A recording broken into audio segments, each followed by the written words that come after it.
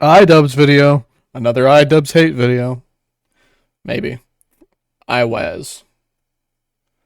How running from his past has destroyed IDubbbz's future by a Wollyone. I'll say this at the start of every video. Like and sub. I upload videos every day. And I appreciate every single one of you that watches. Even you in the back. Alright. Let's 1.25 this. Alright, I'm already ready. Let's go.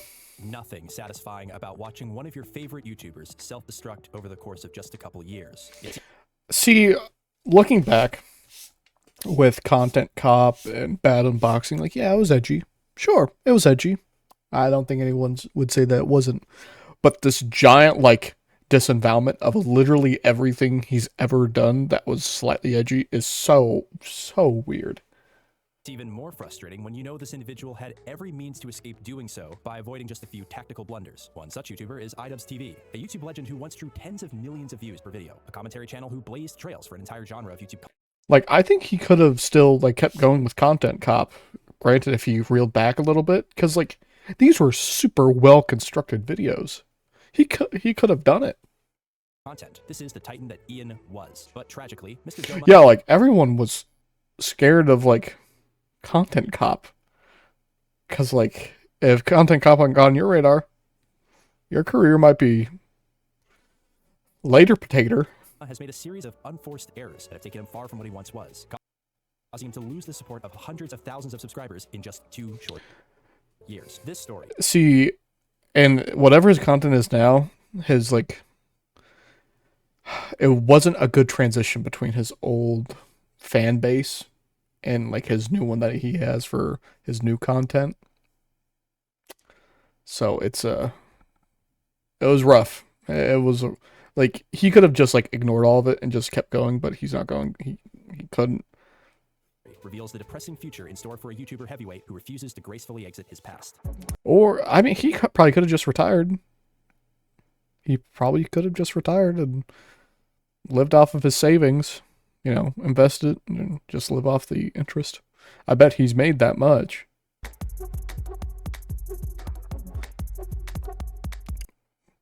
Oh, I was. Oh, instead of IDubbbz, I was. Yeah, I fucking get it now.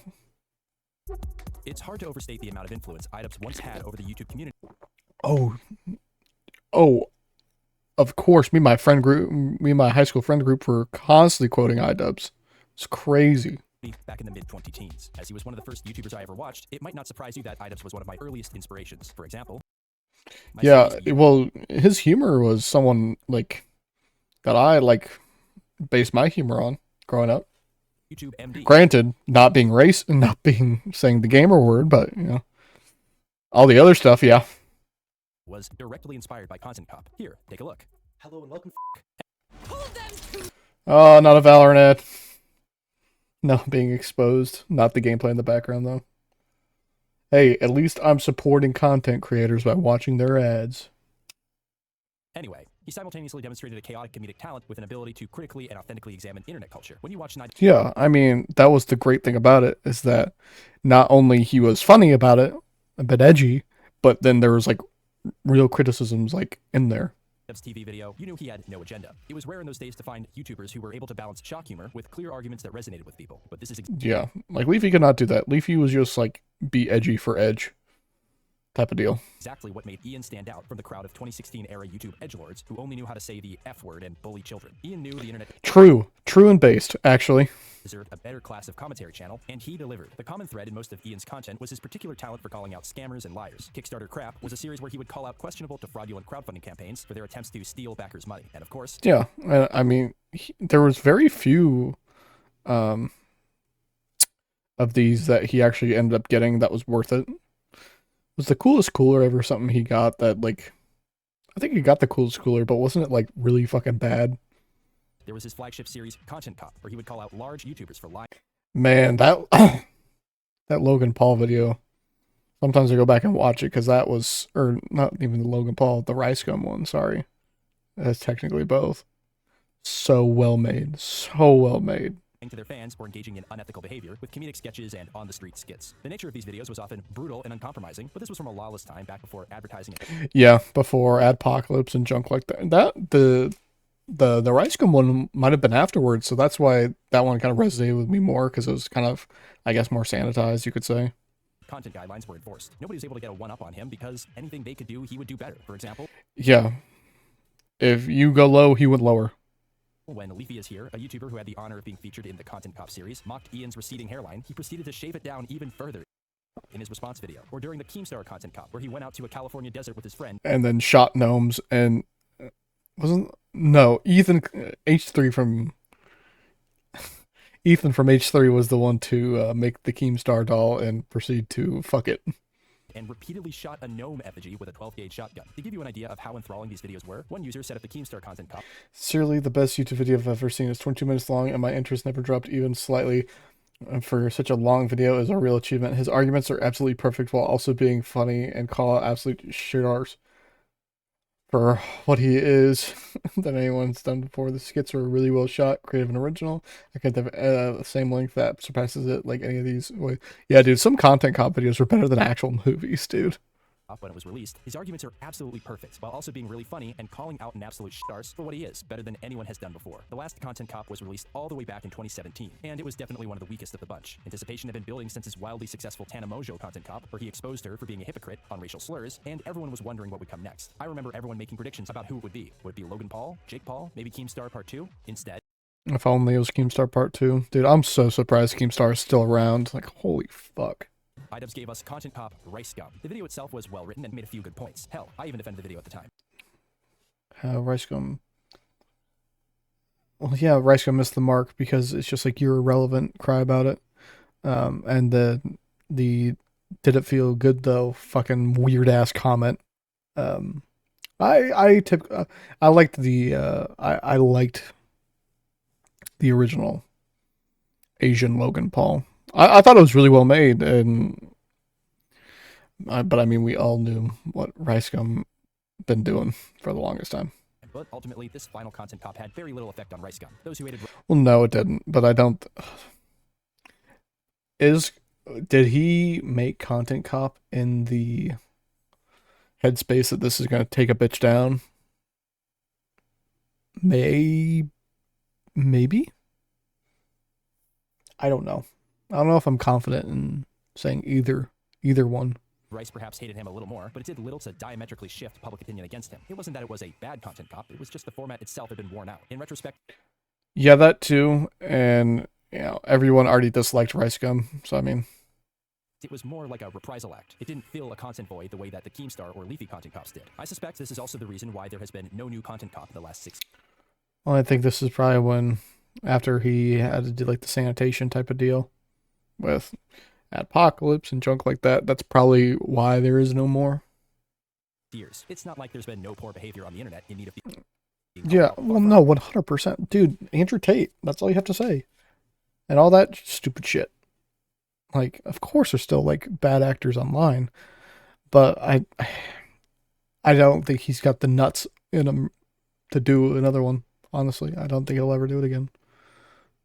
Now, if only someone else would pick up the mantle to do that, but, do we actually have talent like that to do so? I'm not confident. From it, but there are so many talented creators already calling them out. Yeah, calling them out, but calling them out in the IDubbbz fashion. No, I don't think so. That Ian's Content Cop work is finished. He could trade his policeman hat for some laurels to rest on and pivot to less intense personal passions like his friend Filthy Frank with his music career or Max Mofo and anything for views. Well, I mean, that's what he does, but people don't like it. And I mean, fine, whatever, they don't have to like it, but at least, like, he's still uploading. No, but that guy's fucking podcast is fucking sad. Dude, watching the clips from the Anissa and Ian podcast is just like, haters. Haters. The circle jerk. Not even the circle jerk, it's just like the, man, I'm jerking off the haters. All these videos, all these podcasts are talking about haters and how we're owning haters. With the Cold Ones podcast. At least this is how things should have gone if they were allowed to take their natural course. But if you're familiar but no. with this story, you'll know that's not how it played out. Womp womp. I really hope this first thing talking about Anissa was, she was in Leafy's DMs first. I'm old enough to remember a guiding principle of the early days of social media. Never feed the trolls. This means True. that when people are engaging in shitty behavior online for attention, don't feed into it by giving them that attention, and they'll eventually go away. But as simple as this sounds, it seems like nobody ever follows this advice. How often do you see... Well, no, because it's very difficult to be the better person on this type of stuff. I say this type of stuff. It's just harder to be the better person a trend only online. Because other people with large... I wonder if it was different back in the day, or now things have gotten super toxic that it's just hard to. I don't know. Followings are having a negative reaction to it and talking about it. For example, take that TikToker who people like Keemstar kept rage posting about on Twitter, who ate a sandwich he bought for a homeless person right in front of him. That guy gained literally tens of thousands of subscribers due to the attention he got and has faced none of the negative consequences. Wow, he was recently arrested, but that incident is unrelated. Damn! That's all I have to do? Damn, I'm gonna get on that shit. People have called for. Twitter does this all the time. The news does this all the time. And yes, YouTubers do it too. I'm so tempted to post to Twitter, like post my shorts, but I really, I know Twitter's accessible, but shit spreads really fast. They'll argue with their commenters when they say something rude and, in their righteous anger, give them exactly what they wanted, attention. The Anissa Joma controversy is probably one of the most misunderstood controversies I've seen on this corner of the internet in a long time. Misunderstood? What do you mean? Where IDubbbz used to be perched as a level-headed observer from the outside looking in, he found himself directly in the eye of the storm. You see, IDubbbz' now wife announced in early 2020 that she would be opening up shop on a popular adults-only subscription-based website. This shocked a number of people, as it seemed to fly in the... Lonely Man's. I mean, yeah. You know, he's right with not giving into the trolls and shit. Dude, he's right. It's like, this could have been ignored. It easily could have, but he didn't. It could have been ignored. Face of what Ian stood for. To be clear, Ian had never come out against this manner of bag chasing in the past. No, but you'd imagine from how he acts, he would. Explicitly, but it definitely didn't fit with the perception that many of his fans had of him, that he was based or whatever. And it wasn't just supporting a friend. Yeah, no. I think a lot of people thought that way. Who chose this line of work? Because I mean, how would you not think it's like that? This edgy fucking guy. You'd imagine like some incel type of behavior, would you not? I would. A committed romantic relationship with this individual. Many felt that the content cop was supposed to go against the grain and be the edgy guy who called people out when they were at the top of their game. This was the guy who made Leafy cope and seethe so hard he tripped over his chair and still posted it online after all. But IDubbbz, the content cuck, to many, it was just embarrassing. But unlike Ian, I'm not going to moralize from on high about how you hate women if you find this behavior immoral or how you're a... No, it simply doesn't matter. And it has consequences. That's all. Behavior acceptable. Truth to be told, it doesn't matter, because if you were alienated by Ian, fully supported him, or just really didn't care all that much like I did, that wasn't even the side of the discussion that he addressed when he did release a video in response to the controversy. Instead, he spent half of it expressing annoyance that people would assume his position on certain topics at all, simply because they were fans over the years. And the other half... True, that could be a very, what's the word I'm looking for? When content creators have audiences that are very, intertwined with their lives, almost like their friends. Parasocial. Parasocial is the right word. I think it's very parasocial that, you know, we've known Ian for years. He's got to be acting this way, right? No. Spent cherry picking a couple easy target videos arguing that what his then girlfriend was doing was wrong. When someone releases a highly... Well, it's not their place to say if it is or isn't, to be fair. Polarizing video, people take two basic sides. Either the presenter is right or they are wrong. But there's also a third option. Maybe this video doesn't need to exist at all. Yeah, no, it doesn't need to exist. He doesn't need to address this shit. It doesn't matter. It simply doesn't matter what people do in that regard. She ain't hurting nobody. I mean, she's only hurting some people's fucking wallets, but I mean, like, hey, get your bag, girly, I guess. And that's how I feel about Ian's sex work video. Primarily, I just don't buy that it was as controversial and in need of addressing as... Yeah, no. I think this is going to be a common theme, isn't it? That a lot of this shit you don't need to address, and it's unnecessary. I feel a common theme happening. Ian made it out to be. It seems to me that if Ian had just left well and well enough alone, brushed off the controversy as a few angry people on Twitter, and went on his merry way, he probably wouldn't have alienated as many people as he did. As one commenter... Probably so. On the video eloquently put it, okay, he's gonna read it. Made a mistake sticking his in the hornet's nest like this. Even if his stance and points are valid, nothing was ever worth making this video. He could have ignored the trolls and did his own thing, and I'm sure he wouldn't be dealing with drama constantly like he has been for the past year. Yes, like, to sum up this whole like section of the video, just unnecessary, unneeded. Simple as that. Shrimple as that. Consider this. This is IDubbbz we're talking about. This isn't some ignoramus who's completely disconnected from reality and who has no idea how to handle backlash. Can we really say that he had no idea how poorly this video would come across? This, the best faith, I think it was probably like in a very emotionally drawn response video. Probably. That's my guess. This is the content cop, for Pete's sake, a grandmaster of 4D chess, and you'd be right. The only way these actions make sense is if they were intentional. And to illustrate this point, we need to pay another I don't buy that it's intentional either. I don't buy that. visit to the second time IDubbbz bled, the documentary on Sam Hyde. Oh, fuck. Fire TV has so many. Hey, at least I'm supporting the OG content creators. I'm watching their fucking ads. Not every reactor does that, and I don't cut it. I don't cut my videos unless like my nana comes in the room or someone gives me a phone call, which has happened. If you're watching this video, chances are you've also seen my analysis on the Sam Hyde documentary incident, where I concluded the entire incident was a tactical error. I watched bits and pieces of the Sam Hyde documentary because during this like era, I wasn't too into watching IDubbbz. On Ian's part. But now that we have more context about Ian and the direction he wants to go with his channel, I think it's worth revisiting the saga in a new light. I highly recommend you watch my video if you haven't already, as I IDubbbz versus Sam Hyde, autopsy, winner takes all. That's this video. Literally, right. I might have to, just to have like that hindsight. stand by most of what I said. But as a recap, Ian visited Sam Hyde in 2020 to film what he implied was a Where Are They Now documentary. Over the course of roughly... Well, isn't Sam Hyde still like popular? He did like Fish Tank for a while, right? He runs Fish Tank, does he not? And that's a fairly popular like online series.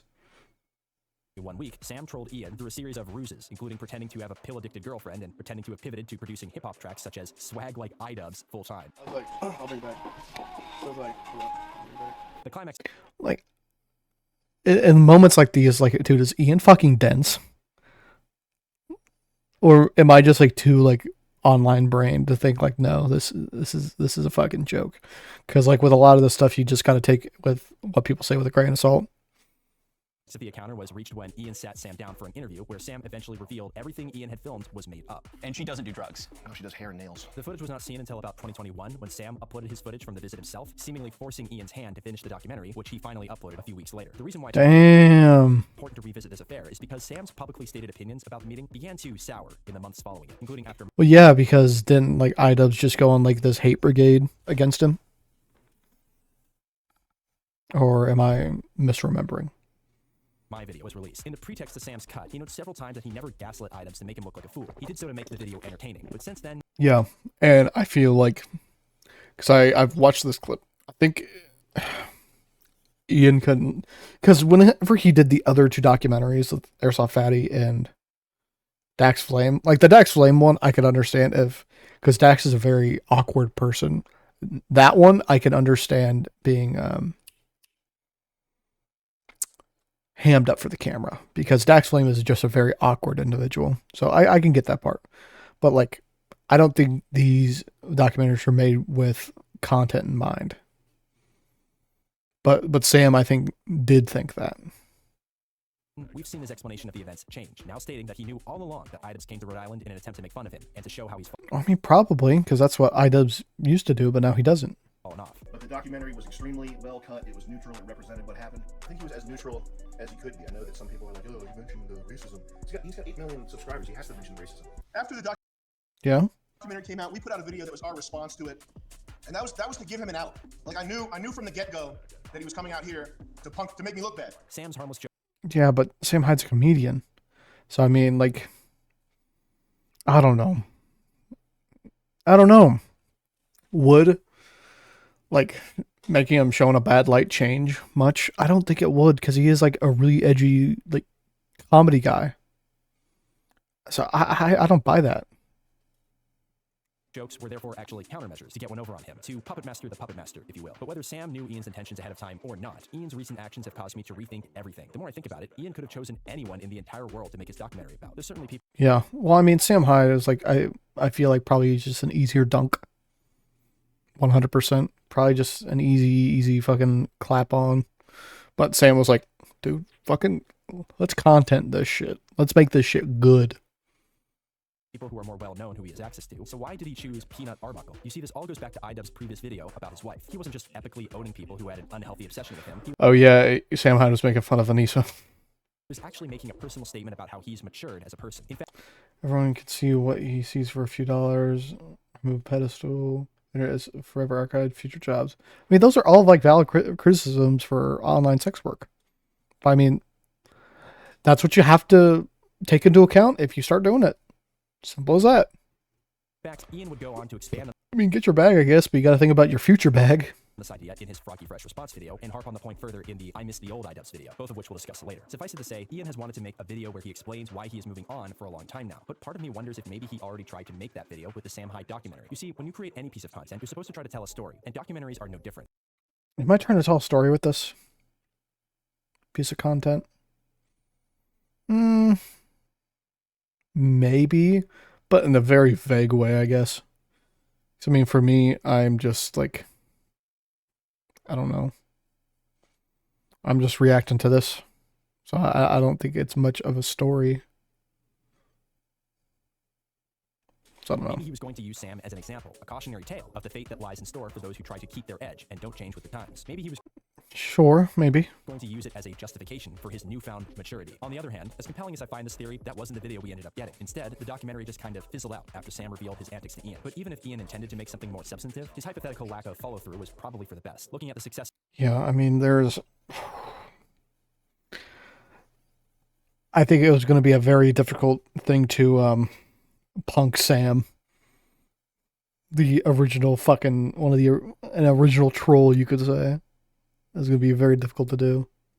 that Sam and his $1 million stream crew have seen in recent years with the popular Fish Tank and the upcoming MDE World Piece 2 is Yeah, dude, Fish Tank is fucking bananas. that shifting with the Overton window is the only way to stay relevant has aged about as well as Slenderman Gangnam Style. Ah, Slenderman Gangnam Style. Excellent choice.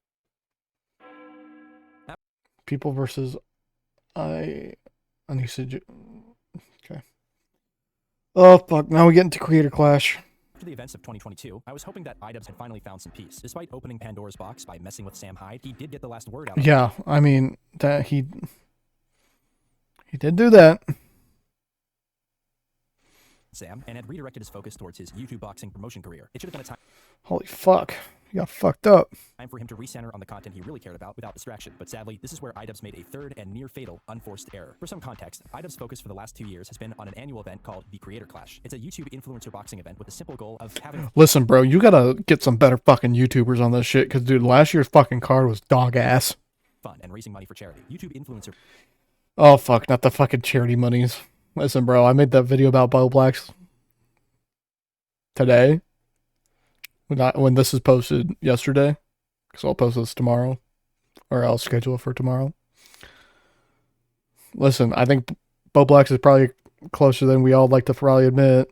boxing has been around for about half a decade now, with the very first fight being between UK YouTubers Joe Weller and Theo Baker, which took place at a no-audience UK studio Who the fuck are these guys? in 2017. One of the largest YouTubers in the UK, KSI, Okay, SI. challenged the winner of the match. Since then, the stakes and cash have been growing You getting Kith. Now Kith. seemingly exponentially, with contests like KSI v Logan Paul 2 and Floyd Mayweather v Logan Paul generating well over 1 million paid viewings, numbers that are comparable to professional bouts without YouTube. Whew. Even Sam Hyde joined in on the craze in 2022, where he successfully defeated his opponent under the pseudonym The Candyman. But boxing and Fuck, not the Candyman. MMA have always been Dude, he's just like... He's just the fucking fat joker. bitter contests inside the ring and out. IDubbbz didn't want to create just another boxing event. His vision for Well, no, and he didn't. But the second one was. Oh, it was worse than that as well. Creator Clash was a more casual, friendly contest with no fake beef, no ugly drama, and no Muppets screaming Walmart at each other during a face-off. God is not here. I want to make it very clear that I think Creator Clash is a net positive. As a lower-profile event, there aren't many big names, but it still brings in a respectable amount of money, with the first one raising Well, sure, but how often do we get like the YouTubers fucking squashing their beef IRL and fucking laying into each other legally? That is dope. So when do I get to fight Papa Gut because I think he's sexy? No, I'm joking. Let me in next time. You were letting in these fucking nobodies. Let me in next time. I'll train. I'll be the only guy in the commentary community that'll fucking fight. Nah, bro, I nominate Nicholas DiOrio to fucking fight in the next Creator Clash. over $1 million split between 3 charities. One of the fighters on the undercard for the second Creator Clash was a Oh, fuck. The Froggy. Oh, shit. This is a long ass one. Holy fuck. musician named Tyler Cassidy, popularly known as Froggy Fresh, and before that, Krispy Kreme. Bro, that's my name. But my last name isn't Fresh. Froggy belongs to an era in the early 2010s where funny or odd people used to go extremely viral, being featured on sites like College Humor. In those days, the internet felt much smaller, so a video garnering even 10 million views was known to a large chunk of people in the online space. And Yes. indeed, some of Froggy's videos received over 10 million listens and views, including his hit comedy single, The Baddest, which he released all the way back in 2013. Baddest. I am the baddest of them all. If you ain't got money, then I don't mess with y'all. He still uploads today Yeah, I've never heard of that song before. under his real name, so he's by no metric a nobody. In Creator Clash 2, Froggy was going to fight a mid-sized YouTuber, Chris Raygun, who got his fame from the Skeptic era. Although it was just an undercard match, it was shaping up to be an But I mean, that's still like. interesting fight, and both Froggy's and Chris's fans were waiting with bated breath for Yeah. their boxing debuts. That was, of course, until just 3 weeks before the day of the fight, when Oh, fuck. I'm getting a phone call. As I mentioned, I just got another fucking phone call. I just got a phone call at like 9:30 at night. Alright. Where were we? I fucking forget. Froggy was unceremoniously removed from the card. On Okay. March 25th, Yeah, for making fun of Anissa, right? 2023, the official Creator Clash posted this terse statement to their official Twitter. There's been a change in the lineup, and Froggy Fresh will no longer be fighting against Chris Raygun. We will announce his replacement in the coming days. With just 3 weeks left, the countdown to Creator Clash 2 has begun. Yeah, and that they should not have done. The decision was met with complete bewilderment. If Creator Clash felt comfortable enough to kick Froggy from the match so close to the event, as they readily acknowledged in the 2-sentence statement, he must have done something seriously wrong. For about Yeah, you'd imagine, right? He like probably kill somebody. No, he make fun of Anissa.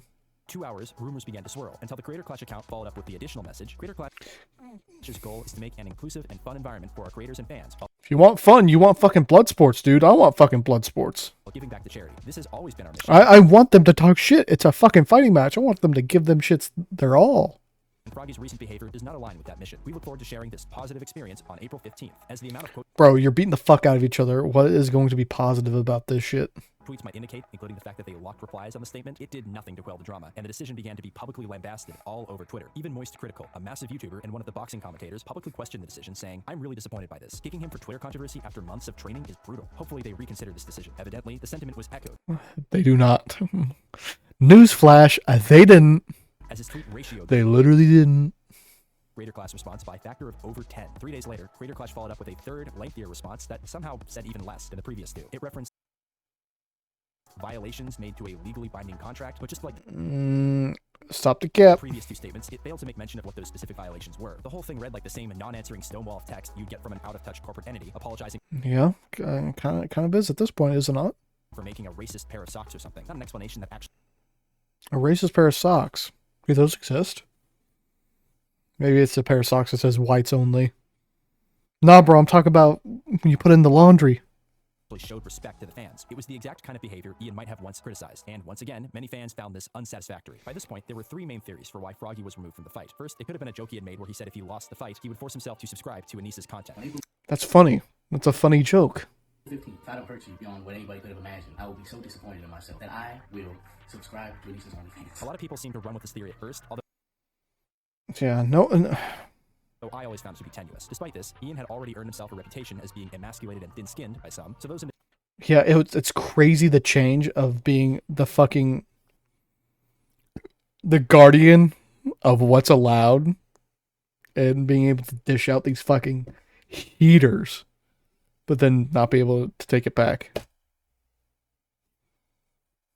individuals ran with the idea that he had interpreted it as a malicious dig and thus gave Froggy the axe. The second theory had to Probably. do with a Twitter tussle Froggy had with Anissa's mother. And no, I'm not making that up. An account that has all but been confirmed I fucking forgot about that shit.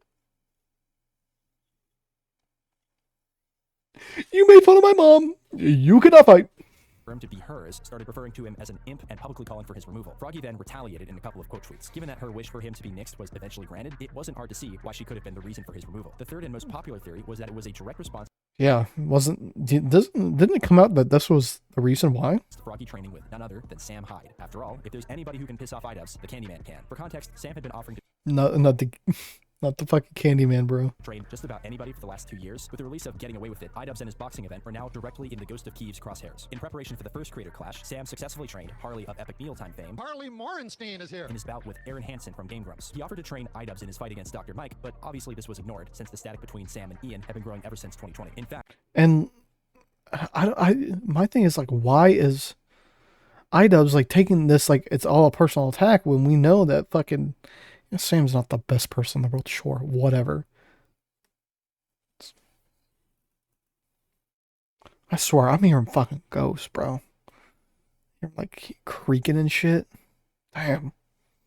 As I was saying, yeah, he's not the best person in the world. Sure.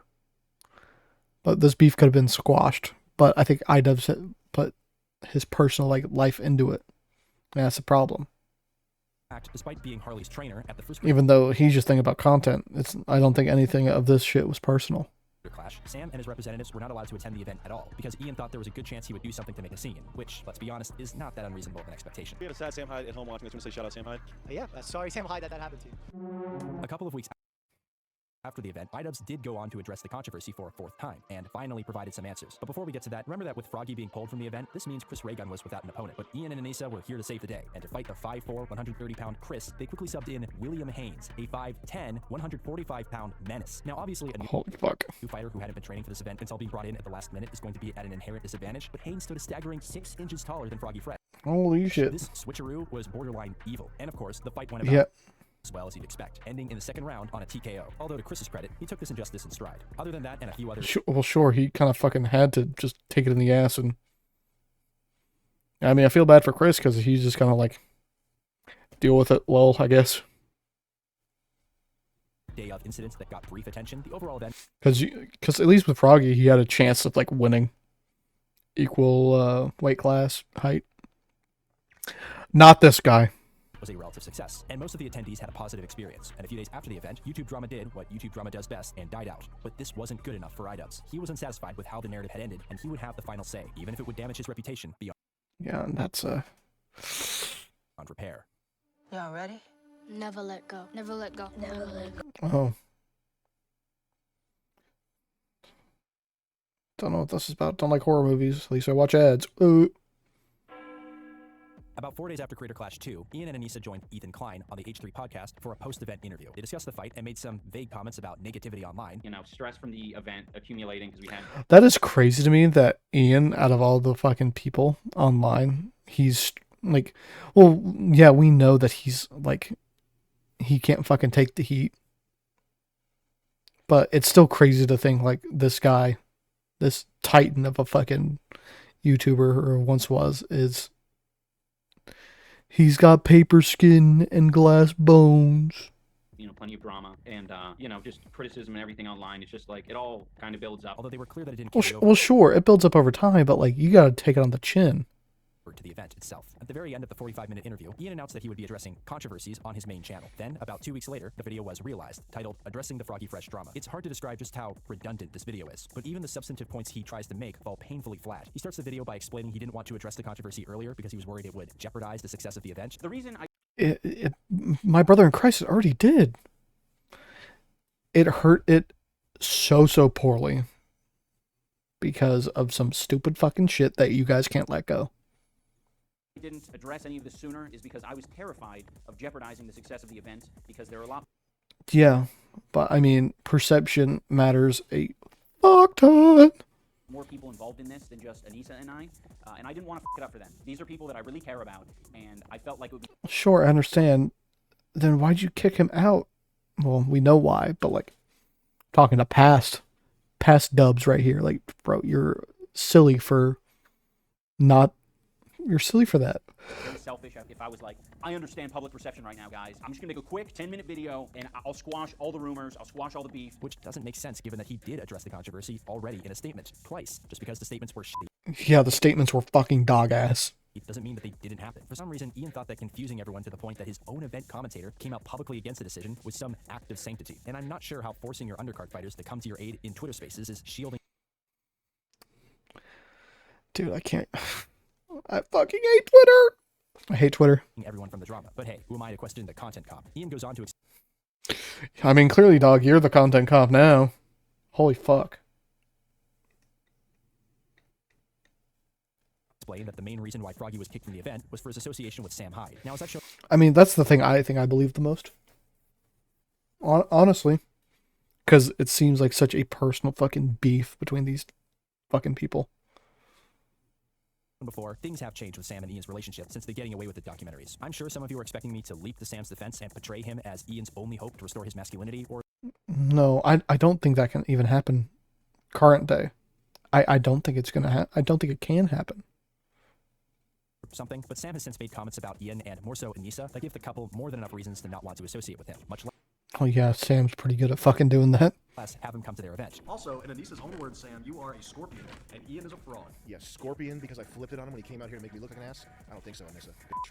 Oh. This much is totally fair, but to say now that anyone who associates with Sam shouldn't be allowed to participate in Yeah, no, that's fucking stupid. That's stupid. That's silly. You're a fucking grown man. Act like one, IDubbbz. Holy fuck, you're acting like Anissa. I'm not gonna feed into the fucking Anissa's boyfriend shit. It's stupid. Like, it's a funny meme. But dude, be a fucking man. Come on, stand up for yourself. Don't just take it in the ass. Like how Anissa puts it in your ass. in the boxing event is as sophomoric as it is cowardly, especially when this person has been training for several months to participate in the fight. Ian also attempted to show that Froggy never cared about the event by playing clips of comments he had made about e-girls and sex work. Yeah, I sure hope it does. The point he's Who the fuck cares? We're here to fight, not here to talk. making is that if Froggy was truly passionate about the event, he wouldn't have made the statements that he did. I guarantee you he was not the least passionate motherfucker on that fucking card. Anyone who's under the impression that Froggy has been like reasonable and chill and respectful through this whole process, he hasn't been. He's talked mad shit about me. Ian doesn't want people who are bigger and more talented than him upstaging him. That's what it is. Anissa. Is Froggy bigger than Ian? Maybe. I have no idea. Ian's masculinity has been completely removed via Anissa. Hold on, let me duplicate this one.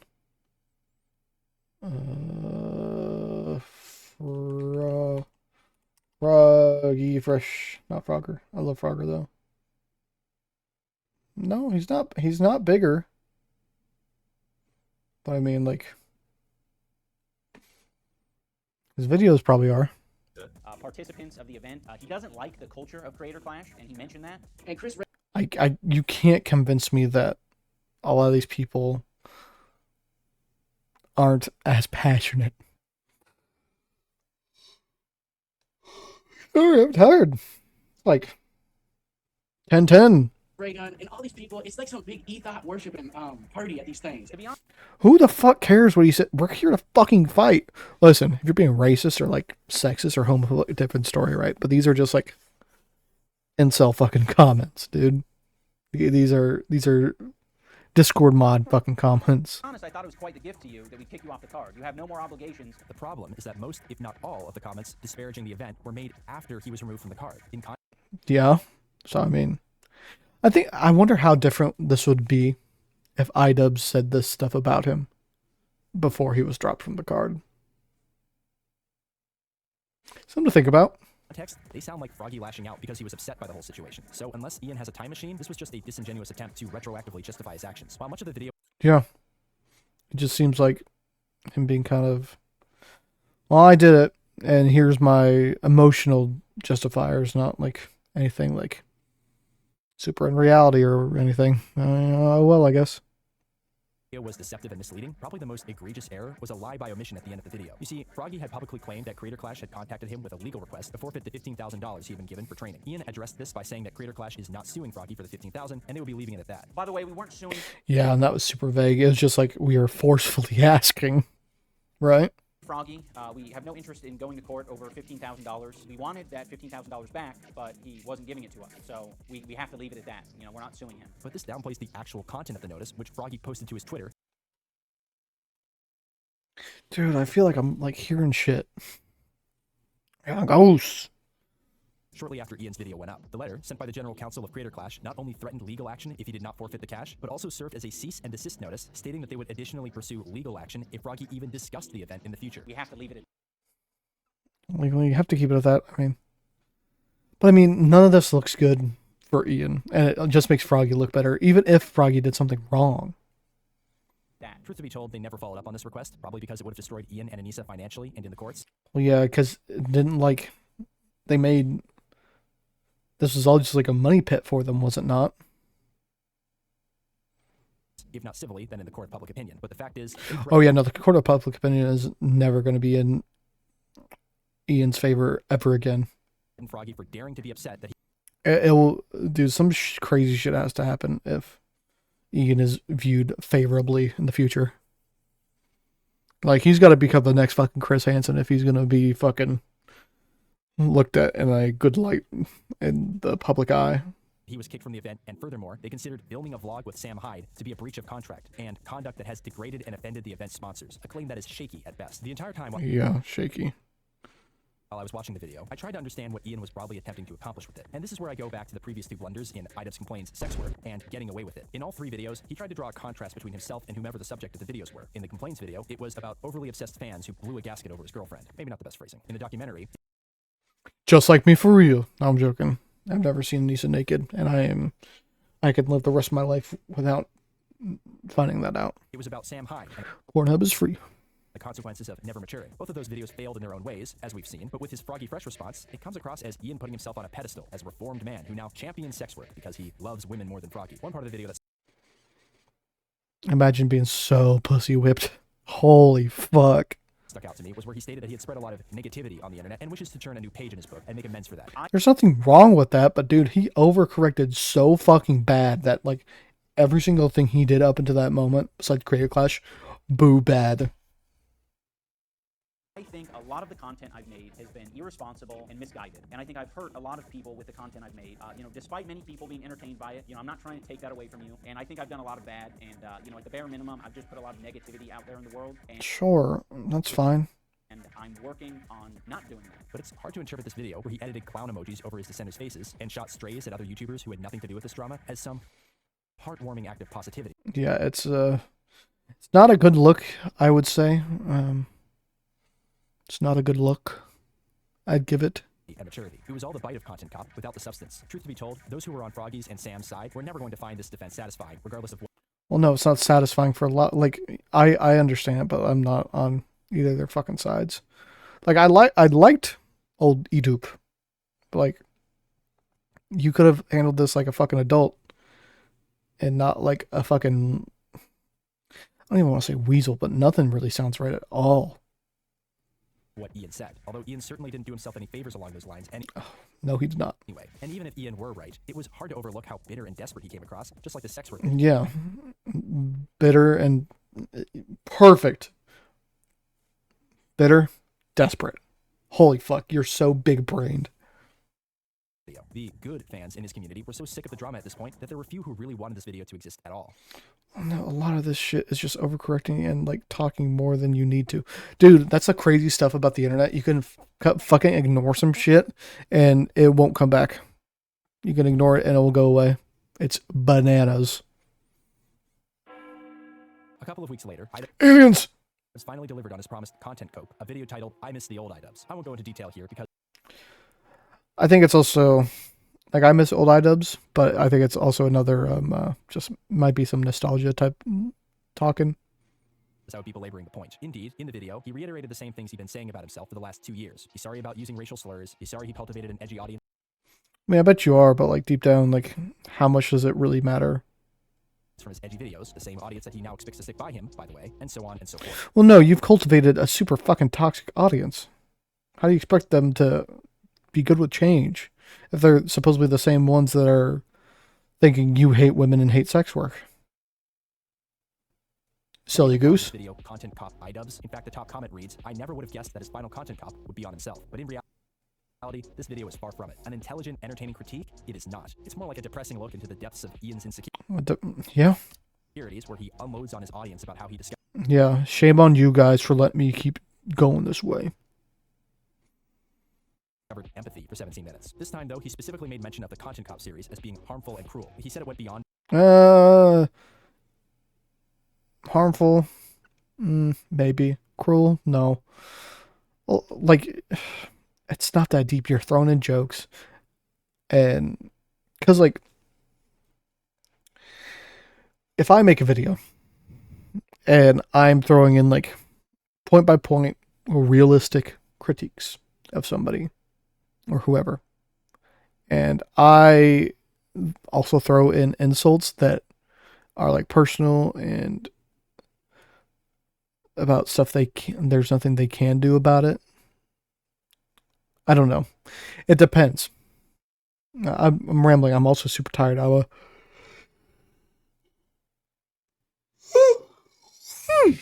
Shoot.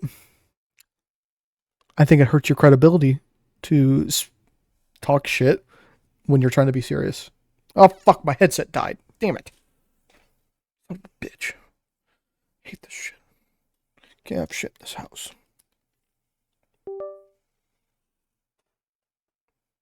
Okay. On being edgy, and the Tana Mojo installment where he walked up to her and said a slur was particularly regrettable. It is funny, regrettable though. Funny, but regrettable. Sad that Ian now sees Content Cop as a net negative, but despite the fact that he... I don't think it was a net negative. I don't think it is. Personally, it's good content. It opens up valid critiques for people like Gnome Star and Jinx Reload and what was the other one? The two fucking dudes that tried to put the fucking patent on copyright. Feels shame for some of the tactics. Fine, bros.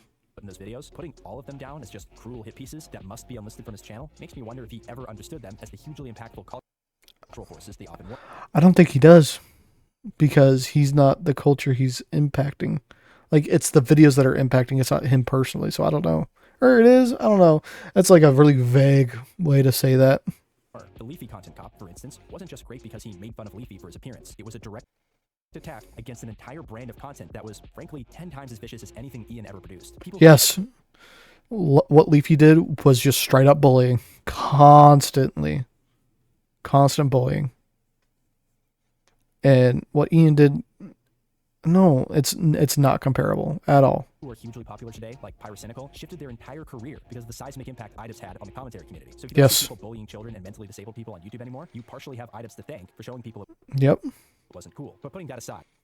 Yeah, I mean, it's crazy the waves that were fucking spread because of IDubbbz. Dude, it's bananas. Dude, Content Cops were massive. I remember when new Content Cops dropped growing up. Me and my buddies would, like, we'd sit down to watch it and then make jokes and like really think about it, like some of the shit critically, because like I knew, like, after the Keemstar one, me and my friends, like, I never really liked Keemstar. I understand why people in the past might. I personally thought he was too much. I remember after the Keemstar one dropped, we were like, holy fuck, this is like, the gnome is actual bad news. I'm like, this man telling you guys.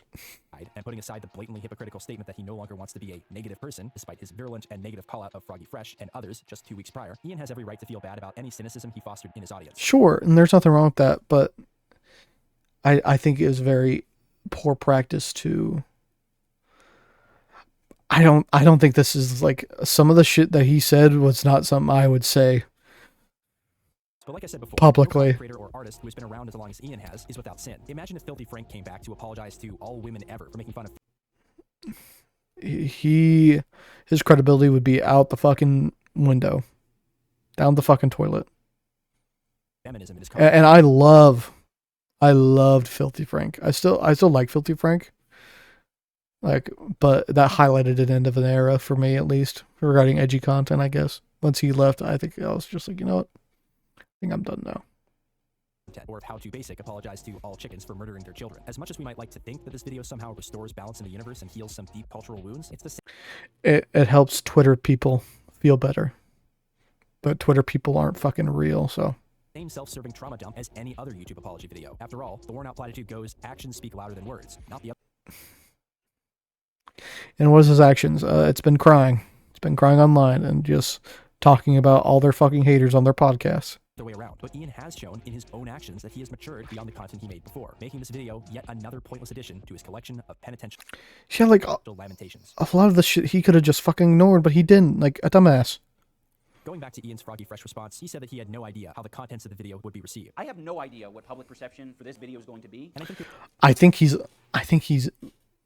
fibbing. There's ain't no way where someone that was so in tune with online culture. I don't believe that. There is no statement that better sums up the sad lows he has crumbled to. It reminds me of another quote from his video on sex work. Do you think it was cool when I was running around in an oversized cop outfit? Yes. Yes. You see, if you asked IDubbbz friends why his fan base turned on him, they probably say the fans never outgrew their COD 4 lobby, and they can't face the fact that Ian has matured beyond the Probably. aesthetic 20-something-year-old he used to be. So, good riddance. And while this may be true in part, it's not even close to Yeah, it's in part. That's half the truth. the whole picture. There are plenty of us out there who would love to see Ian make content he is proud of without being subjected to this cringy apology tour where he spreads his positivity all over. Yes, because this is fucking cringe. This is stupid. This is cringe. Don't do this shit.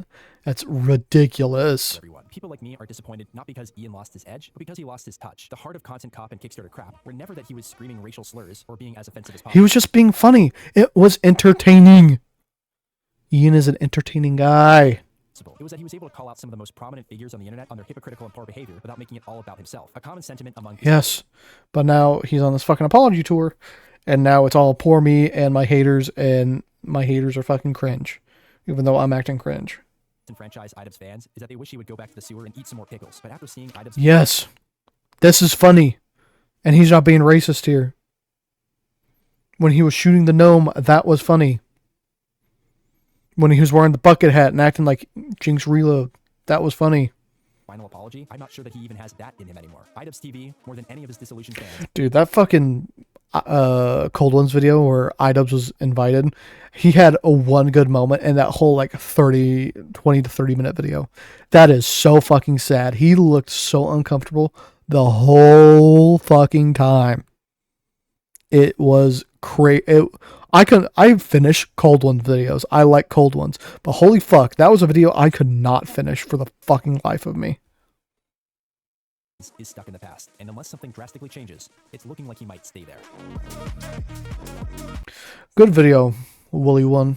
I think that was a really fucking good video, actually. You did a really good job. Like and sub!